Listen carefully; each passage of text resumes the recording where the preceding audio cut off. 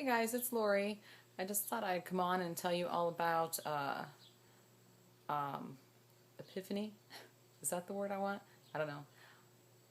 I may have realized why I'm feeling kind of antsy or nervous or anxiety or whatever you want to call it. I may have figured out why. I wrote it all down because I wanted to. I've got all these little chicken scratch notes, so bear with me a little bit because I'm going to be looking down at them most of the time. Um, Hopefully this isn't real grainy because it looks real grainy when I'm looking at it on the screen here. So anyway,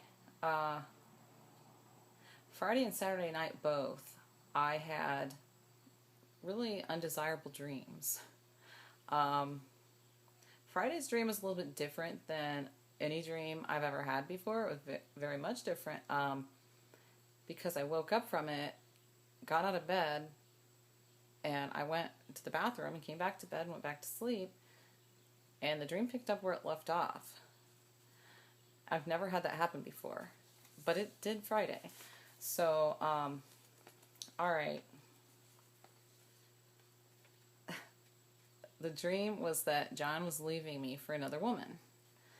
Okay, and I was heartbroken and very angry, and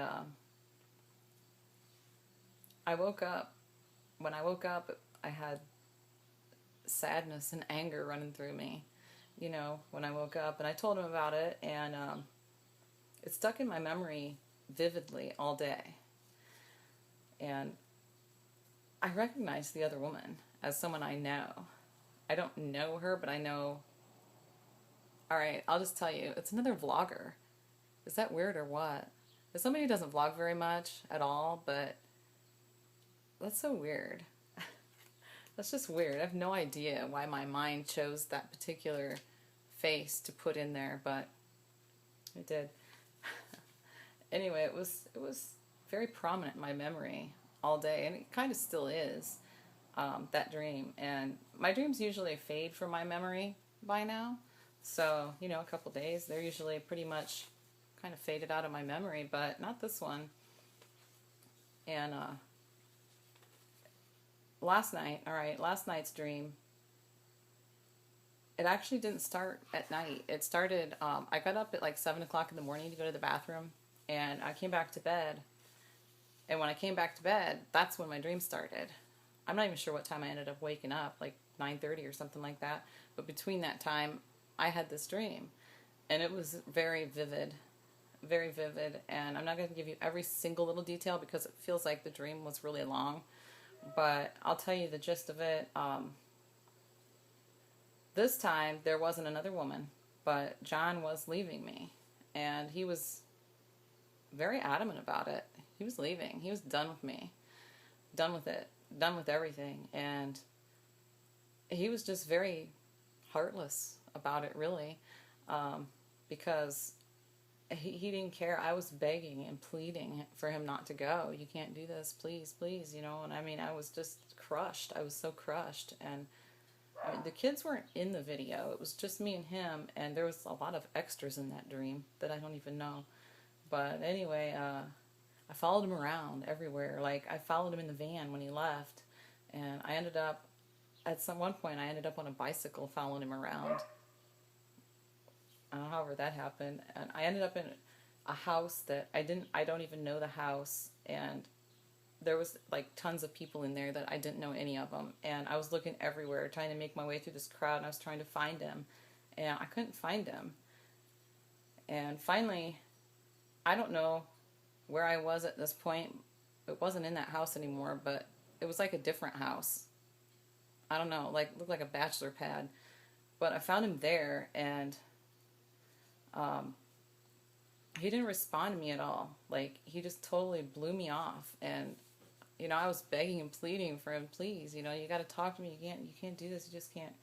But he was so unfeeling about it, and he didn't care at all. Like, just didn't care. And it, like, you know, then I was like, I had lost him again. I was out.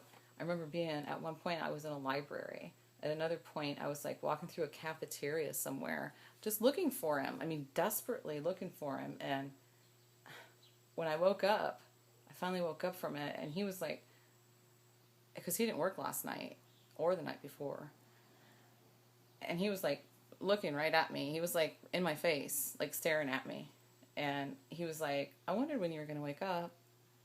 And I just burst into tears. I mean, I just bawled. And he was like, what? You know, I mean, he knew obviously I'd been having a dream, and that's what my problem was. But I mean, you know, he was very comforting, and you know, he finally got me to tell him about it, and he's like, I'm not going anywhere, you know, and he was like hugging me and just being real comforting. But when I woke up from that dream, I felt the pain of that, like intense. Like I bawled. I bawled my eyes out. And I mean, I'm fine now. So, I mean, I don't want any sympathy or anything like that. I don't need anything like that. I'm fine. I'm perfectly happy all day and everything's just fine. It was just that dream just blew me away. And you need to understand, too, that John and I are best friends. And, you know, we have absolutely no marriage problems whatsoever. And, you know, we're very happily married. And I have no reason to ever believe that I can't trust him. And he has no reason to ever believe that he can't trust me. We just have a really good relationship. So, you know, I looked online and I found a couple different websites and, you know, chatting or message boards or whatever you want to call it. And ended up going to a couple different ministry websites, and I found the information I found. I kind of put it all together and kind of analyzed the dreams myself. And so I'm like, God, you know, they're so vivid, so vivid. And so I think they're symbolic rather than literal. So the symbolism is from all the overtime he's been working. That's what I think. He's been working like every day for 2 weeks. I've literally been coming in as he has been leaving, or vice versa. Several days out of the last 2 weeks. And, you know, between football practice and his job, I've just barely seen him at all. We've barely had any time together, and I think I'm subconsciously feeling like his time is focused on something that's more important than me, you know?